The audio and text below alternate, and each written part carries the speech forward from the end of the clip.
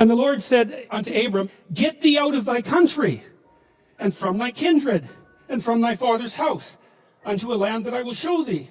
And this is one of those phrases where every clause is significant. Go somewhere you don't understand. That's the first thing. Get thee out of thy country. You know, back in the 1920s, there was a whole slew of American writers who ended up as expatriates in Paris, Hemingway among them, and Fitzgerald, yes, and a variety of others. It was very inexpensive in Paris at the time, and part of their transformation into great literary figures was the fact that they were out of their country, and now they could see what their country was, because you can't see what your country is until you leave it. So you have to go into the unknown, and that's God's first command. Go into the unknown, because you already know what you know. And that's not enough unless you think you're enough. And if you're not enough and you don't think you're enough, then you have to go where you haven't been. And so that's the first commandment to Abraham. It's like, okay, that's a good one. That makes perfect sense. Go to where you don't know. Yes. And from thy kindred. Well, what does that mean? It means grow up, right? That's what it means. It means get away from your family enough so that you can establish your independence. You know, I talk to people very frequently whose families have provided them with too much protection. And they know it themselves. And that means they're deprived of necessity. You know, one of the things that you see in the United States, for example, is that the children of first-generation immigrants often do better than their children. And the reason for that is that the children of first-generation immigrants have necessity driving them. And you don't know how much you need necessity to drive you, because maybe you're not very disciplined. And if a catastrophe doesn't immediately befall you if you don't act forthrightly today, then maybe you never act forthrightly, right? Because the gap between your foolishness and the punishment is lengthened by your unearned wealth, and so you never grow up and learn, and you have to get yourself away from your dependency in order to allow necessity to drive you forward. And that's to become independent and to become mature. And I think part of what's happening in our culture is that the force that's attacking the forthright movement forward of young men in particular is afraid of the power of men, because it's confused about the distinction between power and authority and competence. Like, a man who has authority and competence has power as a byproduct, but the authority and competence is everything. And people who can't understand that fail to make the distinction between power and authority and competence, and they're afraid of power, and so they destroy authority and competence. And that's a terrible thing, because we need authority and competence. What else is going to allow us to prevail in the long run?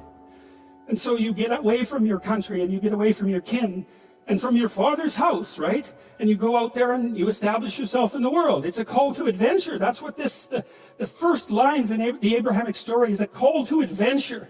So, great, unto a land that I will show you. I've been struck very hard by a number of writers, Carl Jung obviously among them.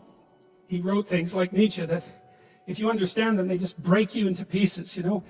And one of the things that Jung understood and the psychoanalysts understand is one of the most terrifying elements of psychoanalytic thinking. Is very tightly allied with religious thinking, which is that you are not the master of your own house. There are spirits that dwell within you, meaning you have a will and you can exercise a certain amount of conscious control over your being, but there are all sorts of things that occur within you that seem to be beyond your capacity to control. Your dreams, for example, that's a really good example, or your impulses, for example. You might think of those as so foreign from you that you don't even want them to be part of you. But more subtly even, how about what you're interested in, what compels you? Interest manifests itself and grips you. And so there's a calling in you towards what you're compelled by and what you're interested in, and sometimes that might be very dark, and sometimes not. But you're compelled forward by your interest. And so the idea that what moves you away from your country and your father's house and the comforts of your childhood home is something that's beyond you and that you listen to and hearken to. That's exactly right. And you can say, well, I don't want to call that God. It's like, it doesn't matter what you call it exactly. It doesn't matter to what it is, what it's called. It still is. And if you don't listen to it, that's the other thing. If you don't listen to it, and I've been a clinician and talked to enough people now, as old as I am, to know this absolutely. If you do not listen to that thing that beckons you forward, you will pay for it like you cannot possibly imagine. You'll have everything that's terrible about life in your life and nothing about it that's good. And worse, you'll know that it was your fault and that you squandered what you could have had. So, this is not only a calling forth, but a warning unto a land that I will show thee. And that's it, that I will show thee. And you don't want to be too concrete about this, you know. There's all sorts of new territories that you can inhabit. There's abstract and conceptual territories. If you go to university and you study biology or you study physics or any discipline, you're in a territory, right? You're in the territory that all the scholars have established. And then as you master the discipline, you move out beyond the established territory into the unknown. And that's a new land, right? Maybe it's even a land of your enemies, for that matter. But it's a new land. And the frontier is always in front of you. And so the frontier is a place that never disappears, and the land that's beyond the land that you know is always there, and it's always where you should go. And all of that's packed into these, 4 phrases.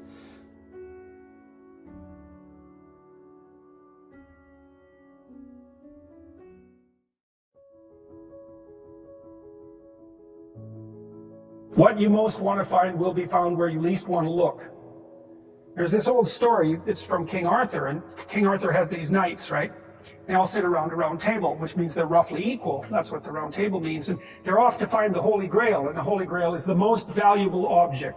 That's what it means. So they're off to find the most valuable thing, but they don't know what it is, and they don't know where it is. But they know that there's a most valuable thing, so in some sense it's akin to them orienting themselves by the star.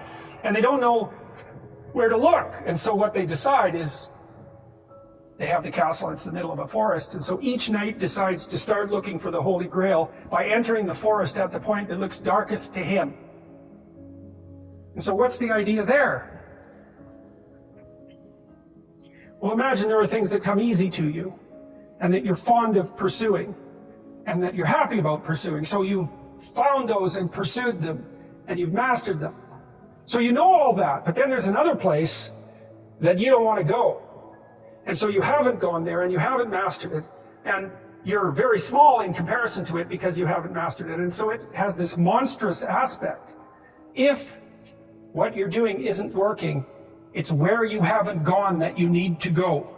And so I can give you another example of this. So let's say you're an agreeable person, and so you don't like conflict, and you won't stand up for yourself, and you regard anger and the proclivity to provoke and to engage in conflict as something that's positively terrible. It's not only that you're not good at it, it's actually that it's wrong. So that's where you have to go if you're going to learn how to stand up for yourself. And imagine that you're afraid. Maybe you have something like agoraphobia. So there's a whole bunch of things that you're afraid of, and you don't want to go there. But if you want to put yourself together, then that's exactly where you have to go. And so it's frequently the case that what you want to find is to be found where you least want to find it. And that idea is echoed in the prominent stories of dragons and gold. It's exactly the same idea. The dragon is this terrible thing. It's this terrible predatory thing that lives forever and is very, very wise. And it lives underground, and it'll kill you. It'll burn you up in a second. But it hoards gold. And so you have to go there into the dragon's lair if you're going to get the gold. And that's a representation of people's paradoxical relationship with reality. It's like you have to go out there and confront it in order to incorporate what it has to offer to you. But the probability that that's going to be intensely dangerous and push you right to the limit, first of all, those are actually the same thing. If it didn't push you to the limit, you wouldn't gain anything valuable from it. So you don't get one without the other. You don't get the gold without the dragon. That's a very strange, very, very strange idea. But it seems to be accurate. So all of that's lurking underneath this, in this imagery of the whale. Now, the whale, you can think of the story of Jonah. What happens with Jonah is that, roughly speaking, he's a prophet, and God tells him that he has to go to this city and straighten it out because it's veered off the path and it's heading towards doom. And Jonah thinks, I'm not going to that city to tell those people anything like that because they're not going to be very happy with me just showing up there and telling them, everything they're doing wrong. And so he hops on a boat and tries to get out of there. And then God conjures up this huge storm, and the boat is about to be swamped. And Jonah admits that it's actually his fault because God's upset with him because he got this direct command to go straighten out the city, and he ran off. And so they're not happy about this, but they throw Jonah overboard, and the sea's calm, and a great fish comes up, a whale, and swallows him. And then he's down in the fish for 3 days, and it throws him up on the dry land, and then he's learned his lesson by that time, and he goes off to pursue his proper destiny. So that's echoed in this story as well, that if you don't follow the pathway that you're supposed to follow, the seas will become stormy for you, and something will come up and pull you down, and you'll be in a terrible place for some length of time till you learn your lesson. And if you're lucky, you'll get spit back up on shore, and then you can go do what you should do. Well, I mean, that's not a lesson that anybody needs to have interpreted. I think everybody understands that. Anyways, the cricket tells Pinocchio what he has to do. And then something kind of paradoxical happens.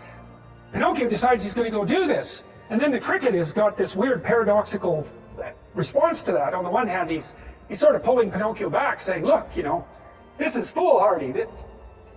You're going to go all the way down to the ocean. You're going to confront this terrible whale. This is really, really dangerous. But at the same time, when Pinocchio's on the edge of the cliff, the cricket helps him tie his tail around a rock, and he holds his finger in place so that Pinocchio can tie the knot. It's like the conscience is conflicted about this. It's really dangerous and foolhardy, but it's also necessary.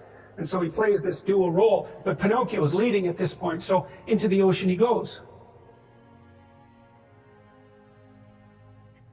I guess partly what this means is that if you're not oriented properly in the world, you should take your doubts and the chaos that you're enveloped in seriously.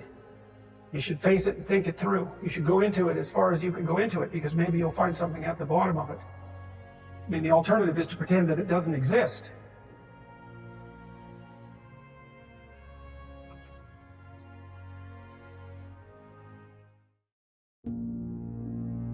This is the Peter Pan story, roughly speaking.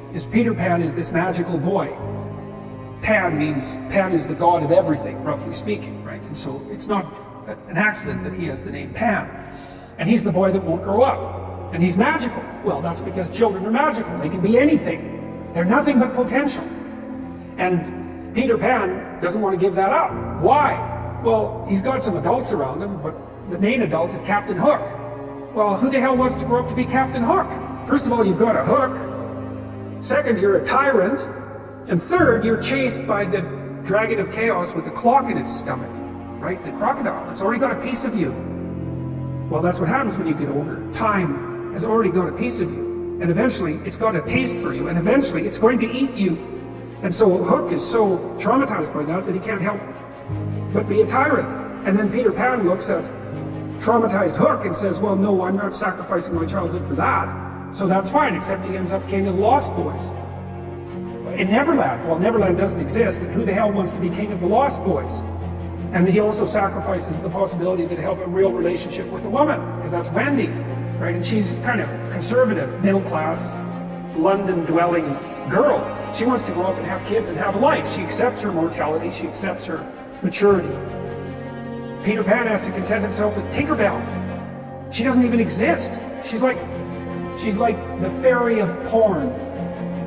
She doesn't exist. She's the substitute for the real thing. But the dichotomy that you're talking about is very tricky, because there's a sacrificial element in maturation, right? You have to sacrifice the pluripotentiality of childhood for the actuality of a frame. And the question is, well, why would you do that? Well, one reason is it happens to you whether you do it or not. You can either choose your damn limitation, or you can let it take you unaware when you're 30, or even worse, when you're 40. And then that is not a happy day. I see people like this, and I think it's more and more common in our culture, because people can put off that maturity without suffering an immediate penalty. But all that happens is the penalty accrues, and then when it finally hits, it just wallopes you. Because when you're 25, you can be an idiot. It's no problem. Even when you're out in a job search, it's like, well, you don't have any experience and you're kind of clueless. It's, yeah, you're young, it's no problem. That's what young people are like, but they're full of potential. Okay, well, now you're the same person at 30. It's like people aren't so thrilled about you at that point. It's like, what the hell have you been doing for the last 10 years? Well, I'm just as clueless as I was when I was 22. It's, yeah, but you're not 22. You're an old infant, right? And that's an ugly thing, an old infant. So, part of the reason you choose your damn sacrifice, because the sacrifice is inevitable, but at least you get to choose it. And then there's something that's even more complex than that, in some sense, is that the problem with being a child is that all you are is potential, and it's really low resolution. You could be anything, but you're not anything. So then you go and you adopt an apprenticeship, roughly speaking, and then you become something.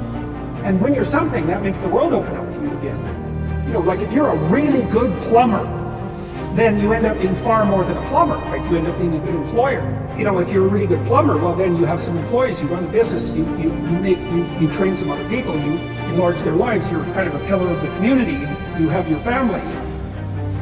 Once you pass through that narrow training period, which narrows you and constricts you and develops you at the same time, then you can come out the other end with a bunch of new possibility at hand. And Jung talked about that. He thought that part of the proper path of development in the last half of life was to rediscover the child that you left behind as you were apprenticing. And so then you get to be something and regain that potential at the same time. Very, very smart. Well, he was very, very smart. So that's a very wise thing to know. So, yeah. Sacrifice. You get to pick your damn sacrifice. That's all. You don't get to not make one. You're sacrificial whether you want to be or not. That's a good thing to know as well.